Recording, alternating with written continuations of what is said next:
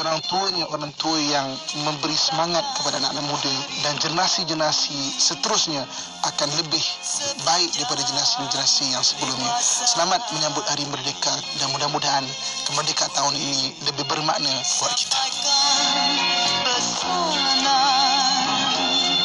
Akulah menyambut warisan. Hiburan mendidik jiwa, hanya yang terbaik di IKIM. Inspirasi Inforia Islami. Bismillahirrahmanirrahim. Qul huwallahu ahad, lillahus samad. Katakanlah Muhammad, dialah Allah, Tuhan yang Maha Esa. Allah tempat meminta segala sesuatu. Lam yalid wa lam yulad wa lam yakul lahu kufuwan ahad. Allah tidak beranak dan tidak pula diperanakan, dan tidak ada sesuatu yang setara dengan Dia.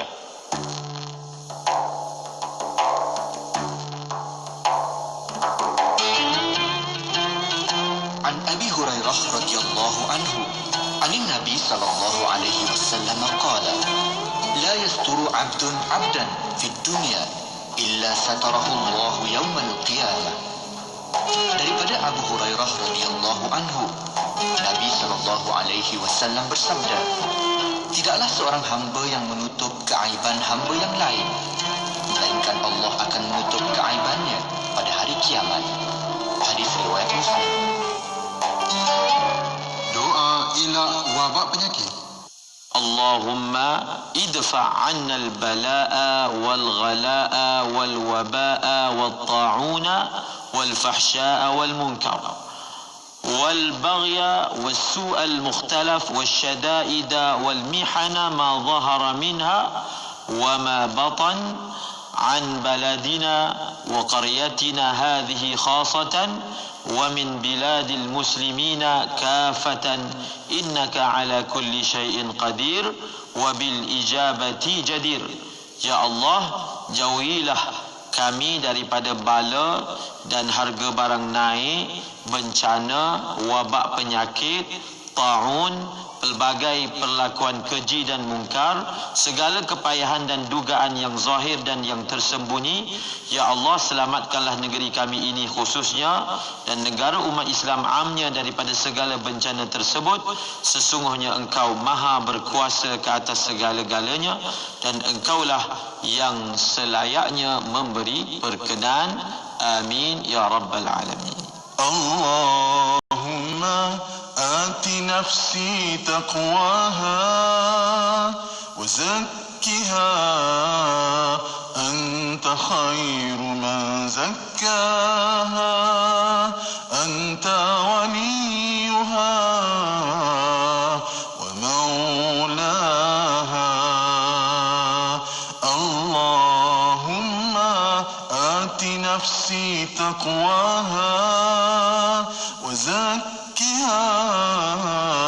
أنت خير من زكاها أنت وليها ومولاها اللهم آت نفسي تقواها وزكها أنت خير من زكاها أنت وليها ومولاها. 107.3 FM di Lahad Datu Sabah. IKIM, Inspirasi Inforia Islam. Banci Penduduk dan Perumahan Malaysia 2020 secara dalam talian e-Census sedang dilaksanakan sehingga 30 September 2020. Pastikan anda dan keluarga anda dibanci kerana data anda masa depan kita. Melangkah dan terus maju, tak takut bukan pengecut, bergerak pantas semakin takkan semua. Hayukan langkah, jangan berserah, jangan mengalah kita. Laungkan suara hingga ke mercu angkasa. Panci aspirasi negara, bergerak sosioekonomi. Panci tanggungjawab bersama, data anda masa depan kita. Di bandar tunaikan tanggungjawab anda demi negara. Sila layari www.mycensus.gov.my untuk maklumat lanjut. Orang ramai yang ingin mendapatkan rawatan bagi kes ringan atau walk-in di klinik kesihatan kerajaan di wilayah Persekutuan Kuala Lumpur, anda disarankan membuat temujanji secara atas talian. Temujanji bagi penyakit kronik, klinik ibu dan anak hendaklah mengikut temujanji yang telah ditetapkan. Untuk maklumat lanjut, layari www.moh.gov.my. Itu dia, buat temujanji kepada anda untuk mendapatkan rawatan seperti yang dimaklumkan dalam PSA sebentar tadi untuk perkhidmatan kesihatan di klinik kerajaan di wilayah persekutuan ini. Dan selepas ini Tafakur Fiddin menyusul bersama dengan Encik Mat Asam Ahmad, Fellow Kanan Pusat Kajian Syariah Undang-Undang dan Politik IKIM. Kita berbicara dalam Tafakur Fiddin Adab Nikah Kahwin. Kita menjurus pada minggu ini tentang faedah perkahwinan itu sendiri yang digariskan dalam Islam yang kita dapatkan. Perkongsian malam ini menurut Imam Al-Ghazali, banyak lagi kalau kita nak ceritakan tentang faedah manfaat daripada perkahwinan. InsyaAllah kita perincikan sedikit pada malam ini bersama dengan Encik Mat Asam Ahmad. Jadi anda boleh dengarkan siaran ini dan juga tonton di Facebook kami IKIM FM videonya untuk semua. Teruskan kesetiaan anda. Ini dia bersama dengan Mas Rizan Masri, Insan Teristimewa.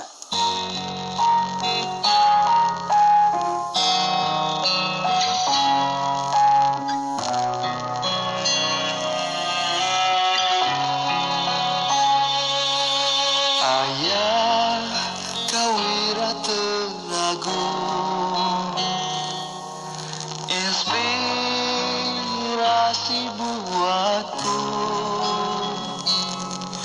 menempuhi masa depan, menjadi seorang insan yang berguna. Ibu, kasih sayangmu terbukti mencorak akhlakku lebih tinggi. Sungguh ku ingin memelukmu, tak ingin ku lepas buat selama-lamanya. Tuhan sayangi mereka, insan yang menemaniku seumur hidupku.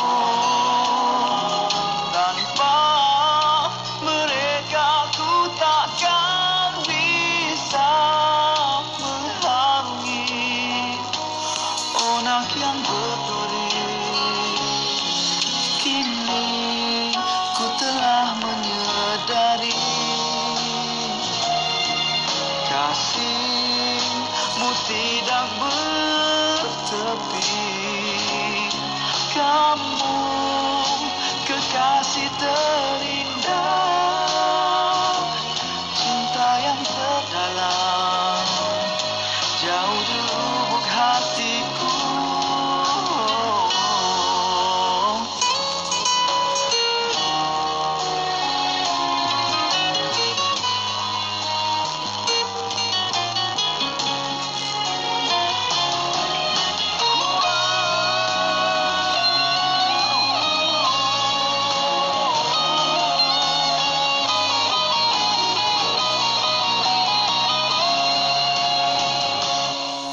Tuhan sayangi mereka,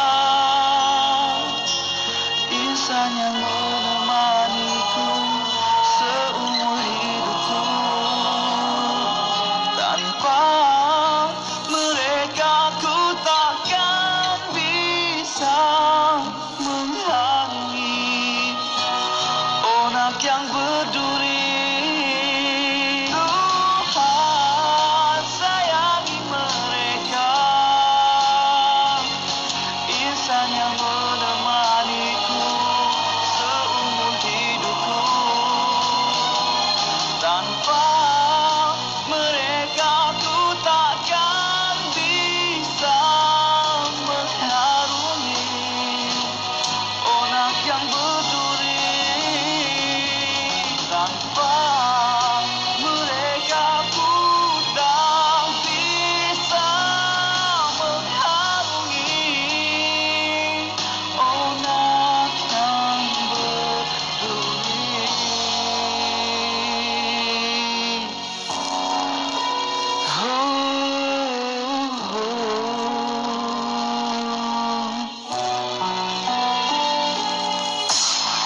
mengetahui bila segmen kegemaran anda akan ke udara di Radio IKIM. Layari www.ikim.my dan klik di ruangan radio. Terdapat juga info-info menarik mengenai personaliti Radio IKIM.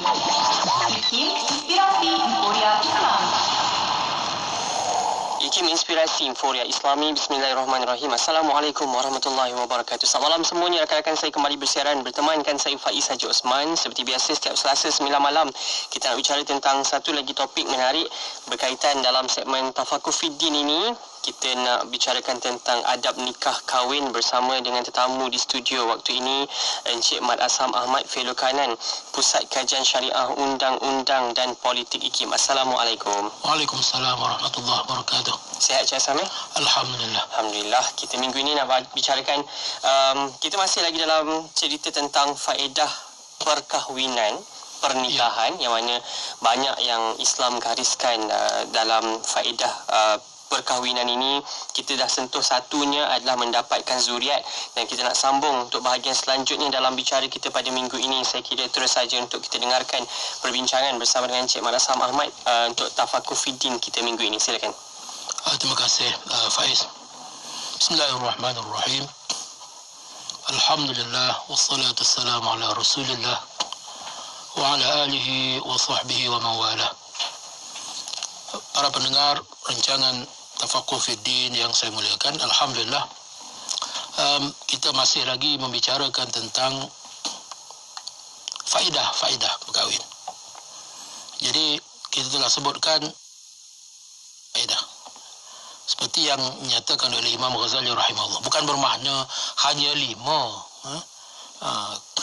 Ini yang dinyatakan oleh Imam Ghazali rahimahullah.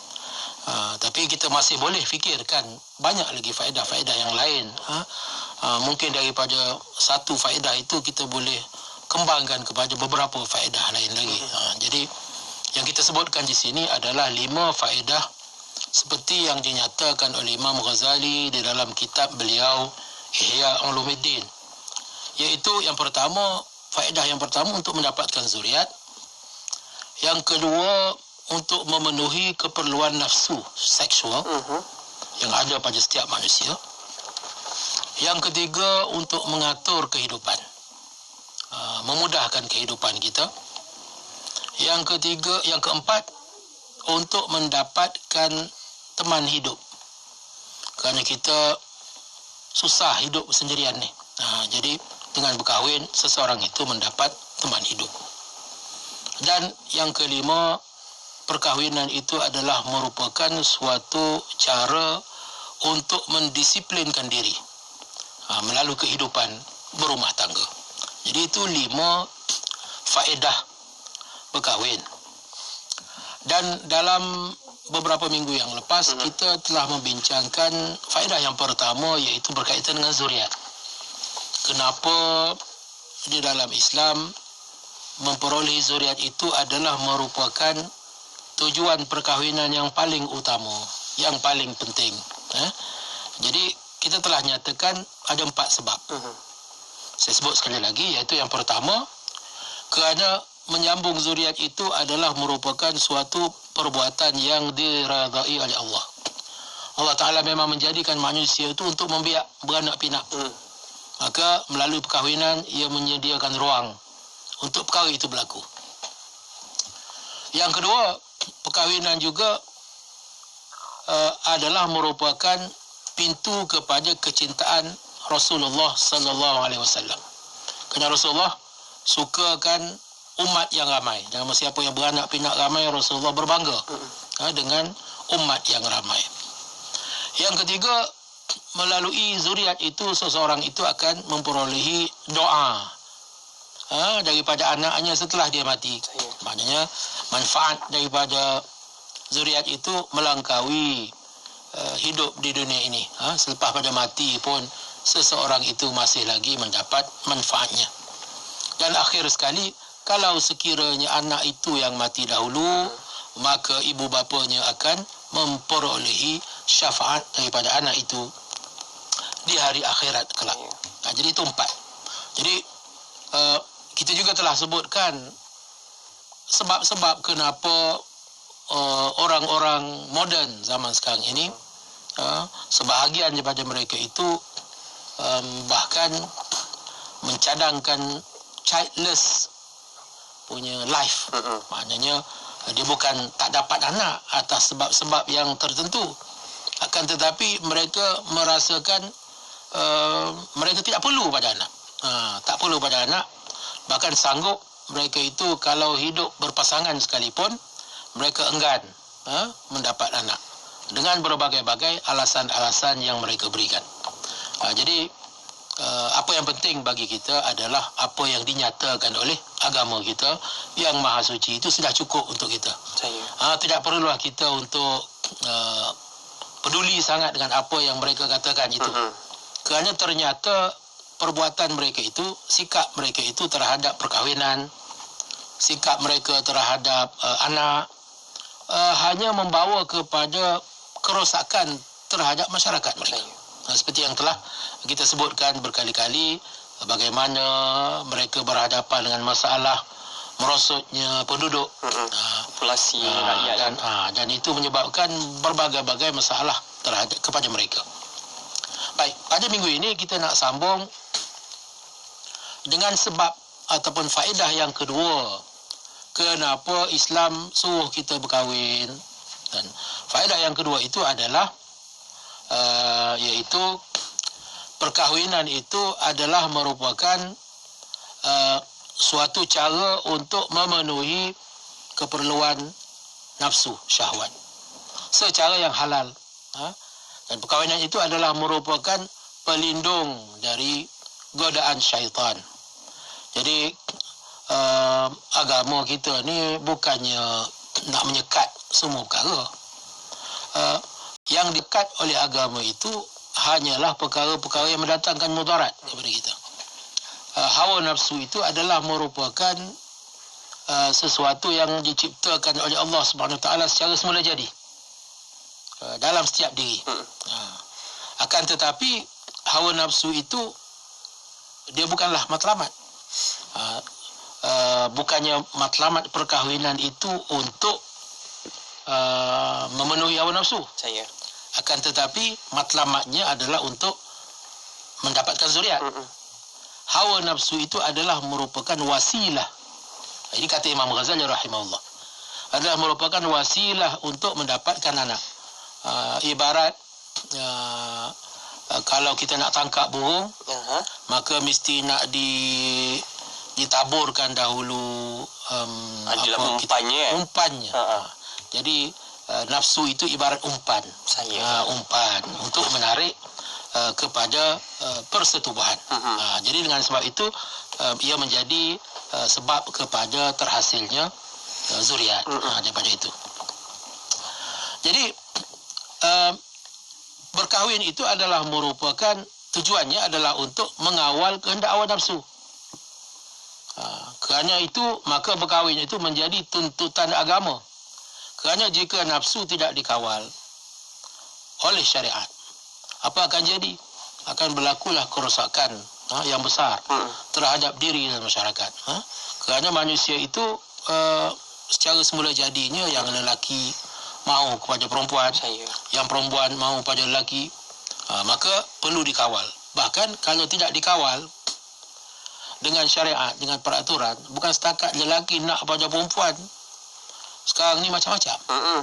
Lelaki nak kepada lelaki, perempuan nak kepada perempuan, yang lelaki nak jadi perempuan, yang perempuan nak jadi lelaki. Bahkan tidak terhad setakat itu sahaja, yang mahu kepada binatang pun ada. Jadi begitulah dahsyatnya godaan hawa nafsu itu. Kalau tidak dikawal oleh syariat, maka ia akan membawa kepada kebinasaan terhadap diri. Jadi tujuan perkahwinan itu adalah untuk mengawal, untuk mengawal hubungan di antara lelaki dan perempuan, untuk mengawal tuntutan hawa nafsu itu. Kata Junaid radhiyallahu anhu, Junaid ni seorang sufi yang terkenal, seorang ahli sufi. Dia kata ahtaju ila al-jima' kama ahtaju ila al-qut.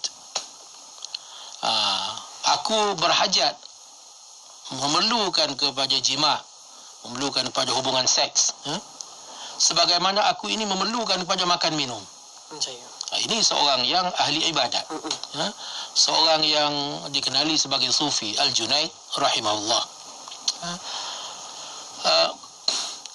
Fazzaujatu, kata Imam Ghazali rahimahullah, maka perempuan itu ala tahqiq,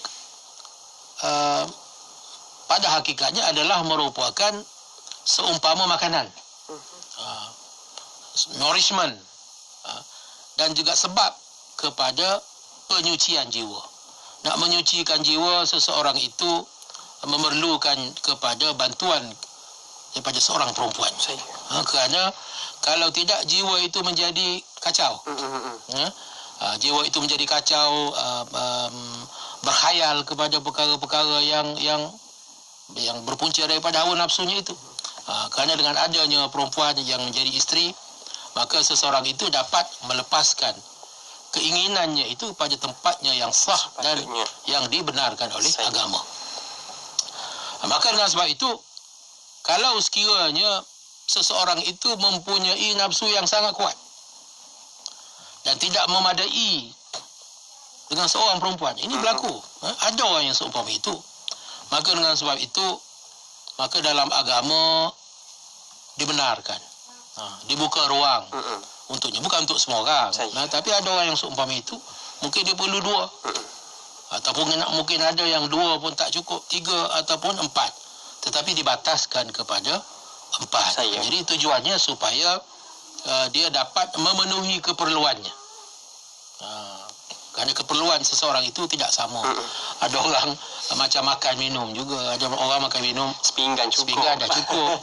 Ada orang perut dia lebih besar, selera dia lebih besar, sepinggan tak cukup. Mungkin dia perlu 2 pinggan. Ataupun mungkin sepinggan tapi selang 5 minit makan lagi. Jadi begitu. Keadaannya itu mengikut keperluan seseorang itu. Jadi ini faedah yang ketiga. Faedah yang itu faedah yang kedua, memenuhi keperluan nafsu seksual. Faedah yang ketiga adalah untuk memperolehi kerehatan dan ketenangan jiwa. Maknanya perkahwinan itu gunanya adalah untuk mendatangkan kerehatan dan ketenangan jiwa kepada seseorang. Kerana apa? Kerana jiwa manusia itu memerlukan kepada kerehatan. Dia tak boleh kita nak paksa dia beribadat pada sepanjang masa, paksa dia bersembahyang, paksa dia berpuasa berterusan. Tapi dia juga perlu kepada kerehatan, perlu juga kepada bermain, perlu kepada bersukaria, gurau senda. Jadi salah satu daripada punca-punca yang memberikan seseorang itu kerehatan dan ketenangan adalah wanita. Sebab itu Allah Ta'ala firman dalam Quran, liyaskuna ilaiha, supaya dia dapat duduk dan tenang bersama dengannya, dengan perempuan itu. Jadi kalau Nabi Adam alaihissalam pun semasa duduk di dalam syurga pun rasa tak sempurna, rasa sunyi. Ini duduk dalam syurga, rasa sunyi walaupun tinggal dalam syurga. Maka Allah Ta'ala yang maha mengetahui apa yang terdetik di dalam hati, apa perasaannya itu, maka menciptakan untuk Nabi Adam alaihissalam seorang wanita, iaitu Hawa, Siti Hawa. Jadi kerana apa? Kerana pada perempuan itu terdapat kerehatan dan ketenangan jiwa bagi seorang lelaki. Jadi perkahwinan itu adalah merupakan wasilah, dia merupakan suatu jalan untuk memperolehi kerehatan dan ketenangan itu. Kita bukannya boleh secara sembarangan saja nak dapatkan mana-mana perempuan yang kita nak. Dengan sebab itu, perkahwinan itu adalah merupakan jalan yang ditunjukkan oleh agama bagi tujuan itu. Jadi ini adalah merupakan tujuan yang faedah yang ketiga daripada perkahwinan. Sabda Rasulullah sallallahu alaihi wasallam, hubbiba ilayya min dunyakum thalath. Dalam perkara dunia ini Lebih kurang lah maksudnya. Aku suka 3 perkara. At-tib wan nisa wa qurratu aini fi salah. Aku sukakan minyak wangi. Rasulullah sukakan wangi-wangian. Itu adalah merupakan sunnah Nabi sallallahu alaihi wasallam. Berwangi-wangian. Dan mungkin itu mendatangkan ketenangan jiwa, bahkan bukan setakat untuk diri sendiri, bahkan juga untuk orang yang sekeliling kita. Betul. Apabila seseorang itu memakai minyak wangi. Yang kedua adalah perempuan, an-nisa. Dan yang ketiga adalah ketenangan aku semasa bersembahyang. Jadi 3 perkara ini disebut sekali. Minyak wangi, perempuan dan juga salat. Ini Rasulullah sendiri. Rasulullah sendiri adalah yang merupakan sebaik-baik manusia, adalah merupakan seorang yang sangat menyukai wanita. Dalam arti kata yang positif lah. Menyukai wanita dan ditunjukkan bagaimana kesukaan itu dibuat. Bukan maknanya kalau kita suka kepada seorang perempuan maka apa-apa pun kita boleh buat. Maka kita hendaklah mengikut bagaimana Rasulullah SAW menunjukkan kesukaan baginda kepada seseorang wanita itu, iaitu dengan cara mengikut lunas-lunas yang digariskan oleh syariat lah. Kata Sayyidina Ali radhiyallahu anhu yang berkaitan dengan ketenangan tadi. Macam mana wanita itu memberikan ketenangan. Kata Ali radhiyallahu anhu, rawihu al-qulub sa'atan. Engkau berikanlah kerehatan kepada jiwamu. Satu saat, satu ketika, berilah masa untuk dia berehat. Fa innaha idza ukrihat amiyat. Kerana jiwa itu apabila dipaksa-paksa, bila dipaksa-paksa dengan amal ibadat yang tak berhenti-henti, maka dia jadi buta. Tu jiwa kita boleh jadi buta dengan sebab dipaksa-paksa berlebih-lebihan. Jadi jiwa itu perlu juga masa untuk dia berehat, untuk dia bertenang. Jadi salah satu daripada punca ketenangan itu adalah merupakan wanita. Bergurau senda bersama wanita, hidup bersama dengan wanita itu adalah merupakan salah satu daripada nikmat dunia yang disukai oleh Rasulullah SAW, dan perkahwinan itu adalah merupakan jalan yang menghalalkannya. Kita nak cakap tentang perkahwinan itu, bukan wanita semata-mata. Jadi kalau nak kepada wanita sebagai teman, maka berkahwinlah. Jalan yang halal kita sebut. InsyaAllah. Kita rehat seketika. Banyak lagi yang bakal kita bicarakan. Kita dah masuk untuk faedah yang ketiga dalam perkahwinan, apa yang disebutkan dalam Islam. Antaranya tadi memperoleh kerehatan dan ketenangan jiwa.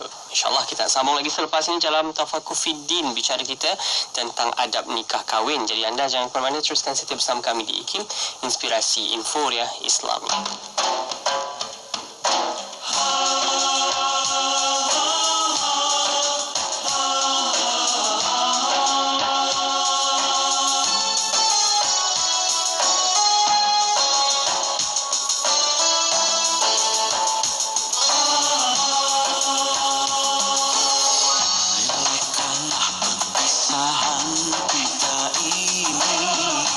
Inilah pembagian dan kau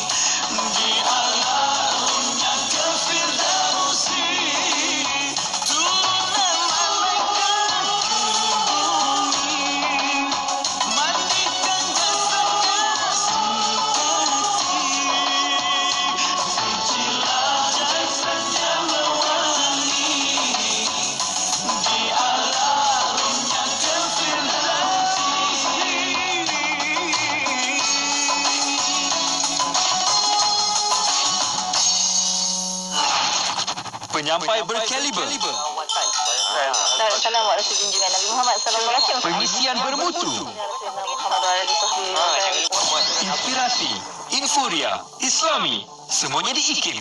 Terima kasih untuk anda yang terus setia bersama-sama kami IKIM Inspirasi Inforia Islami dalam bicara kita menerusi Tafakuh Fiddin bersama dengan Cik Mat Asam Ahmad, Fellow Kanan Pusat Kajian Syariah Undang-Undang dan Politik IKIM.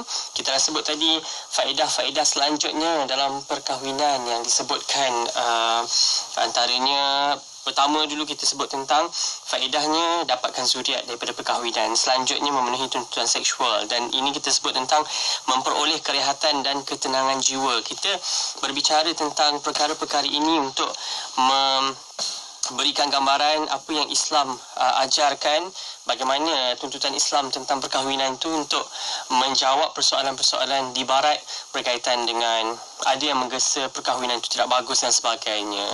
Tak perlukan perkahwinan sebab mampu untuk hidup sendiri seorang-seorang, ekonomi dah stabil sendiri-sendiri, kerjanya dah pun bagus sebab seorang-seorang tak perlukan perkahwinan. Jadi kita gariskan apa yang Islam sebut tentang faedah dalam perkahwinan itu.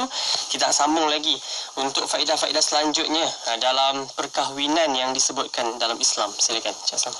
Ya, terima kasih Faiz dan para pendengar yang saya muliakan. Jadi kita dah sebut 3 faedah yang dinyatakan oleh Imam Ghazali rahimahullah di dalam kitab Ihya Ulumuddin. Jadi faedah yang keempat daripada faedah-faedah perkahwinan itu adalah untuk mengatur kehidupan seharian.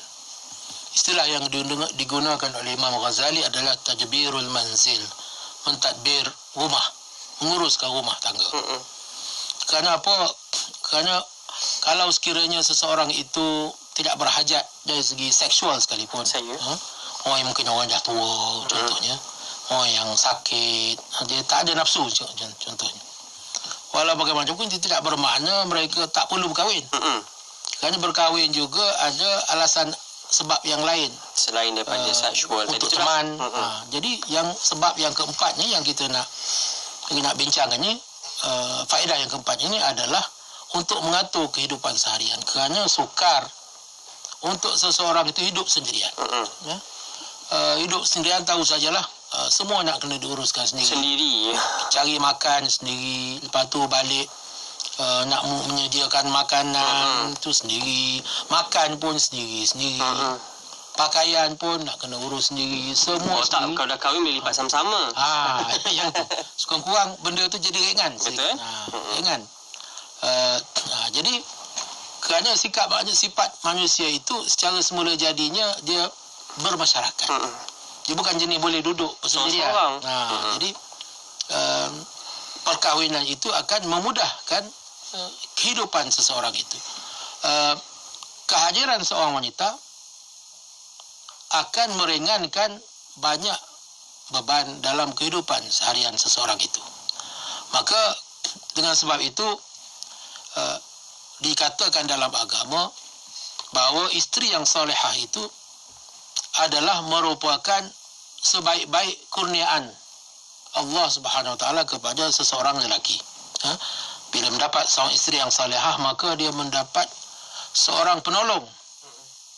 Penolong kepada suami di dalam mengerjakan, dalam melaksanakan suatu kehidupan beragama. Namun untuk hidup beragama dengan sempurna itu memerlukan kepada pertolongan. Jadi pertolongan yang paling berharga bagi seorang lelaki adalah isteri yang salihah. Kata Abu Sulaiman Ad-Darani, saya petik di sini, az-zawjatu salihah, isteri yang baik, isteri yang salihah itu laisat minad dunya, bukanlah daripada dunia, bukanlah daripada harta dunia. Fa innaha tufrighuka lil akhirah, kerana dia pada hakikatnya menyenangkan perjalananmu untuk akhirat, memudahkan urusanmu untuk memperolehi akhirat. Wa innama tafrighuha bitadbiril manzil, bagaimana dia memudahkan kehidupanmu untuk mencapai cita-cita akhirat itu dengan menguruskan rumah tangga. Dengan sebab isteri membantu dalam urusan rumah tangga, maka lebih mudah untuk suaminya itu mengerjakan ketaatan kepada Allah. Lebih mudah sembahyangnya, puasanya, amal ibadatnya, sedekahnya, urusannya di luar, urusannya dengan masyarakat. Kenapa? Kerana di sisinya ada seorang isteri yang salihah yang membantunya dalam urusan kehidupannya. Itu yang pertama, dengan bitadbiril manzil wa biqada'i syahwati jami'an, dan dengan membantunya ataupun dengan menjadi temannya dalam soal menyempurnakan tuntutan syahwatnya. Kerana dia ada juga keperluan itu, seperti yang telah kita bincangkan sebelum ini. Jadi keperluan seksualnya itu terjaga, keperluan dalam kehidupan sehariannya juga diuruskan dengan baik oleh isterinya yang salihah itu. Maka kehidupannya sebagai seorang Muslim itu menjadi lebih baik. Kan tujuan kita hidup ini diciptakan oleh Allah Subhanahu Wa Taala itu untuk beribadat kepada Allah. Illa liya'budun. Jadi kalau sekiranya dalam perkahwinan itu seorang itu mendapat isteri yang baik, isteri yang salihah, maka perkahwinan itu akan menjadi penolong kepadanya, akan memudahkannya untuk mencapai tujuan kejadiannya itu. Kemudian waqala Muhammad bin Ka'ab al-Qurazi fi makna qawlihi ta'ala. Muhammad bin Ka'ab al-Qurazi menjelaskan maksud firman Allah, Rabbana atina fid dunya hasanah. Yang ini doa yang kita semua sering ucapkan. Rabbana atina fid dunya hasanah.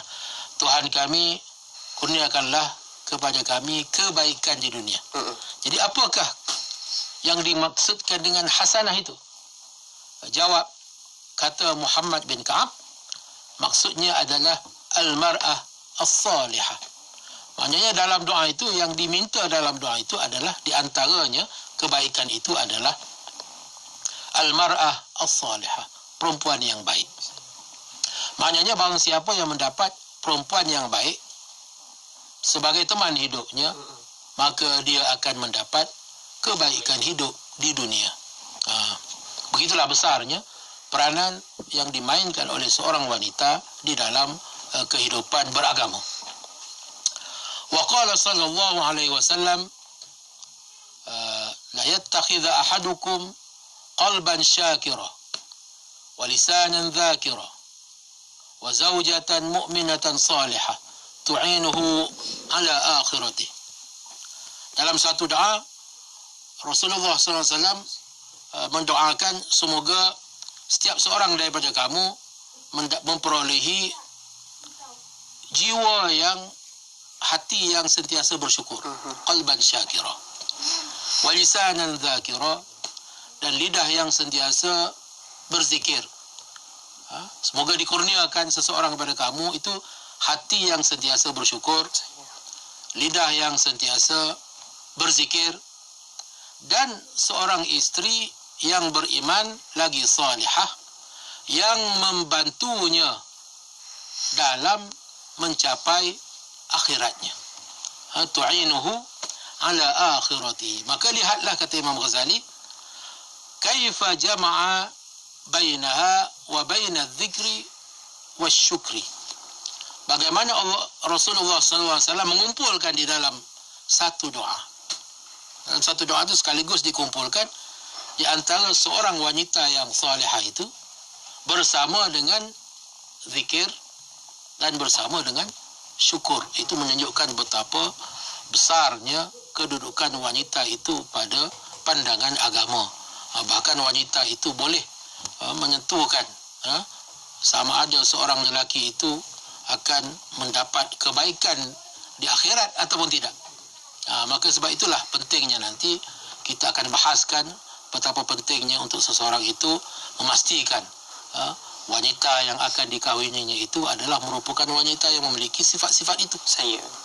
Sifat-sifat yang memungkinkannya menjadi pembantu, menjadi teman kepada seseorang itu dalam perjalanannya mencapai, memperolehi keredaan Allah Itu tujuan kita.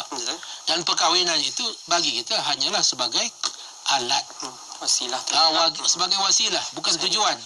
Hatta memenuhi hawa nafsu, anak itu sendiri, semuanya adalah merupakan wasilah. Matlamat tadi adalah mendapat keredaan Allah di akhirat itu.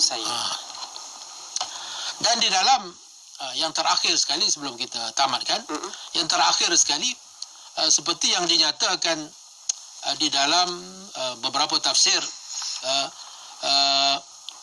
falanuhyiyannahu hayatan tayyibah, maka kami akan kurniakan kepadanya suatu kehidupan yang baik. Hayatan tayyibah. Apakah maksud kehidupan yang baik itu? Maka berkata ahli tafsir, yang dimaksudkan itu adalah az-zawjah as-salihah. Tengok begitu sekali kedudukan wanita yang baik itu, sehingga disamakan wanita yang baik itu dengan kehidupan yang baik. Jadi begitulah pentingnya kedudukan wanita di dalam Islam, mulianya kedudukan wanita di dalam Islam, dan bersama dengan kemuliaan wanita itulah diangkat kemuliaan institusi perkahwinan itu. Kerana ini semua adalah saling berkait-mengait. Dia bukan terpisah di antara satu sama lain. Dia antara wanita yang baik, anak yang soleh, kebahagiaan di akhirat, ini semua adalah merupakan saling berkait antara satu sama lain. Jadi, dan setiap orang daripada bapa, daripada suami, isteri, anak-anak, semuanya adalah mempunyai cita-cita dan hasrat yang sama sebagai manusia. Betul. Sebagai individu, mereka semua mempunyai cita-cita dan matlamat yang sama, iaitu untuk mencapai keredaan Allah. Dan perkahwinan, institusi perkahwinan itu adalah merupakan wasilah, jalan yang akan membawa ke semua seisi keluarga itu ke arah jalan yang diradai oleh Allah, insya-Allah. Terima kasih Cik Sam. Saya kira itu orang kata analogi yang cantik hujung tadi tu, sebab semua orang ada matlamat yang sama. Kehidupan kita ni, hamba Allah, tak kira lah anak ke, ibu, isteri ataupun suami, matlamatnya untuk mendapat keredaan Allah, dan semua orang ada peranannya bersama-sama. Kalau Cik Asam tadi, kalau dapat isteri yang baik ataupun perempuan yang baik, maka baiklah kehidupannya, yang mana mendorong akhirnya nanti untuk mencapai keredaan Allah. Itu matlamat di hujungnya. Kalau salah satunya matlamatnya itu berbeza daripada apa yang kita nak, maka orang kata tu tak selarilah tujuannya tu. Maka kita kena kumpul sama-sama tu. Ayahnya, suaminya tadi matlamatnya jelas, isterinya tadi sebagai wanita yang baik, matlamatnya juga jelas. InsyaAllah kita doa sama-sama, ada zuriat pun jelas matlamatnya, agar harmoni rumah tangga dan akhirnya menuju mendapat keredaan Allah daripada wasilah tadi tu, alat iaitu perkahwinan. InsyaAllah banyak yang bakal kita bicarakan. Jadi banyak lagi yang kita nak sebut tentang kelebihan dalam perkahwinan yang disebutkan dalam Islam. Ada adab-adab yang perlu, bukan semata-mata berkahwin sahaja, sebab nak capai matlamat itu panjang lagi perjalanannya untuk mendapatkan keredaan Allah. Bagaimana nak pula kita kena muamalah dengan isteri, dengan anak-anak. Jadi insyaAllah kita nak bicarakan semua itu dalam adab nikah kahwin Universiti Tafakuh Fiddin kita bersama dengan Cik Mak Nasam Ahmad, Fellow Kanan Pusat Kajian Syariah Undang-Undang dan Politik IKIM. Terima kasih banyak Cik Asam untuk minggu ini perbincangan kita. Sambung minggu depan, banyak lagi yang kita nak bicarakan tentang perkahwinan, adab nikah kahwin ini dalam Tafakuh Fiddin. Terima kasih Cik Asam. Assalamualaikum. Waalaikumsalam warahmatullahi. Buat anda rakan-rakan saya, teruskan setia bersama-sama kami. Jadikan IKIM teman anda, tak kira dekat mana pun. Tafakuh Fiddin bersiaran minggu depan Selasa 9 malam. IKIM Inspirasi Inforia Islami. 24 jam sentiasa mendampingi. Indah dengan muzik Islami dan program dakwah. Saya sudah masuk Islam. Lama. Wallahu. Ya, bukan sallallahu. Dengarkan di IKIM Inspirasi Inforia Islami.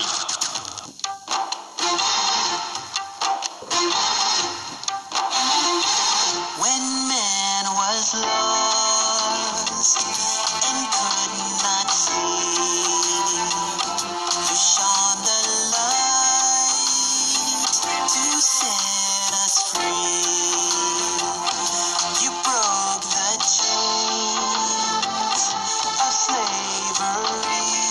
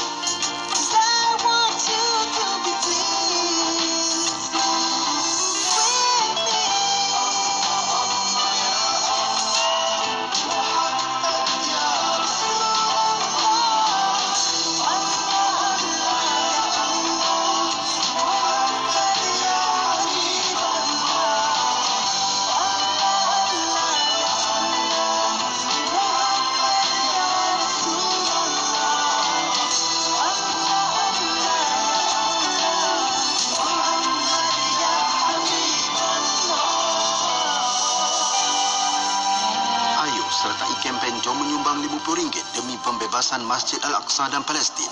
Hubungi kami 0389267019 dan layari Facebook Aman Palestin. Dengan roh, dengan darah, kami berkorban untukmu ya Aqsa. Kolej Universiti Islam Perlis KUIPS, sebuah kolej universiti milik penuh Majlis Agama Islam dan Adat Istiadat Melayu Perlis MAIPS, mempelawa pelajar lepasan SPM, STPM dan STAM untuk memohon kemasukan dengan 21 pilihan pengajian di peringkat asasi, diploma dan ijazah sarjana muda. Tawaran beasiswa pengajian tinggi MAIPS, beasiswa penuh untuk 300 pelajar terawal menanti anda. Jom masuk KUIPS. Jadilah kumpulan pertama untuk pelajar Fakulti Al-Quran dan As-Sunnah dengan tajaan penuh beasiswa. Syarat kelayakan minima 3 kepujian dalam peperiksaan SPM, pointer 2.0 dalam peperiksaan STPM atau diploma dan makbul dalam peperiksaan STAM. Sajian rancangan Islami dengan pelbagai bingkisan maklumat Islamiah dan ilmiah, berkongsi panduan kehidupan bersama Ustaz Muhammad Abdullah Al-Amin dalam rancangan Pesona di Zahra. Dengarkan juga Rahmatan lil Alamin dan Tarbiyah. Semuanya dalam slot aspirasi 10 pagi hingga 1 petang bersama Nur Hayati Faradi. Hanya di IKIM, Inspirasi Inforia Islami. Sedapnya susu Wildan dan dan, segarnya susu Wildan dan dan, rasa yang lazat susu Wildan, kualiti hebat susu Wildan. Dapatkan susu Wildan di kedai-kedai dan pasar raya terpilih atau hubungi 019-965-3166 019-965-3166. Stokis dan ejen diperlukan. Kalau nak beli penapis air beralkali, hubungi Superfine. Kalau nak beli sistem dispenser air 3 saluran, panas, sejuk dan beralkali, hubungi Superfine. Kalau nak servis penapis air pun, hubungi Superfine. Dengan Superfine, suri rumah dikecualikan daripada memasak air setiap hari. Hubungi Superfine. WhatsApp atau SMS 019-2246-333. Buku terbitan IKIM bertajuk Akal, Ilmu dan Pendidikan membahaskan hubungan antara akal, ilmu dan pendidikan berpandukan kerangka pemikiran Ahli Sunnah wal Jamaah. Karya ini bermula dengan penelitian terhadap akal selaku lokus ilmu sekaligus sasaran utama pendidikan. Antara isu-isu yang disarati adalah hubungan akal dengan khabar, akal sebagai pengendali dan pengawas diri, kemerdekaan akal, kemampuan akal untuk meneliti dirinya sendiri, kemampuan akal untuk memandang kehadapan, dan ilmu sebagai intisari akal. Turut dibicarakan adalah kaitan antara ilmu dan kuasa serta kepentingan penguasaan diri sendiri yang terjelma dalam tradisi ilmu Islam sebagai ilmu akhlak dan ilmu ekonomi. Karya ini juga mengandungi perbincangan perihal akal dan ilmu dalam hubungannya dengan peranan bahasa dan karya-karya berbentuk syarah dan dalam kaitannya dengan pendidikan, khasnya pendidikan tinggi dan Islam. Anda boleh dapatkan buku ini di IKIM Niaga, www.ikimniaga.my. Hubungi unit pembangunan ekonomi dan pemasaran di talian 0362046389 atau 62046388. Jika kenderaan itu menolak di kiri, menolak di kanan, apabila melanggar keraskan badan, steering tetapkan, jangan pulas ke kiri dan ke kanan. Jangan sesekali tekan brek, tukar gear jika kereta anda manual, kerana bila tekan clutch, kereta bertambah lagi. Jadi apa yang perlu buat, jangan tekan brek, jangan tekan clutch. Biar kereta itu pergi sendiri, dia mati sendiri lebih baik, sebab dia tidak akan pergi jauh. Jadi kalau boleh kawal, itulah yang terbaik. Bila kereta auto, cepat-cepat tangan kita tarik button, tarik gear sehingga 3, 2. Jangan masuk satu. Kalau masuk satu terus berpusing. Dan jangan tekan brek, kerana brek itu dia akan tambahkan lagi kenderaan jadi terapung. Itulah paling penting sense dalam hujan untuk kita langgar banjir. Jadilah seorang pemandu yang bijak. Jadikan selamat kocek, selamat nyawa dan selamat harta ke mana saja anda pergi. 24 jam sentiasa mendampingi. Indah dengan muzik Islami dan program dakwah. Dengarkan di IKIM, Inspirasi Inforia Islami. Ya, terima kasih atas perhatian anda. IKIM Inspirasi Inforia Islami. Layari www.ikim.my untuk anda dengarkan terus atas talian. Bertemankan saya Faiz Sejuk Osman. Sekejap lagi 20 buah lagu kita nak layan hasil undian anda dekat laman web rasmi kami. Dan insyaAllah yang dah pun anda undi semuanya kita nak dengarkan. Siapa juara malam ni kena dengarlah. Terus kesetiaan anda, okey? Dan saya nak bersama-sama dengan anda kita dengarkan hiburan saya ini bersama dengan Kausar Berbisik Cinta.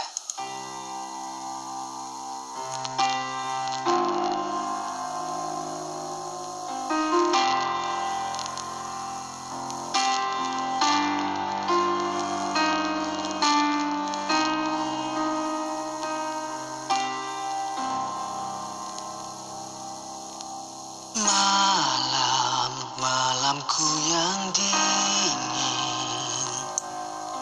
ku merenung bulan dan ku bertanya, mengapa kau cukup sempurna, sedangkan aku begitu hina. Cari, ku terus mencari jalan yang tulus untuk ku lalui. Terdengar suara memanggil, biarpun jauh, ku coba hampiri semakin terusik naluri.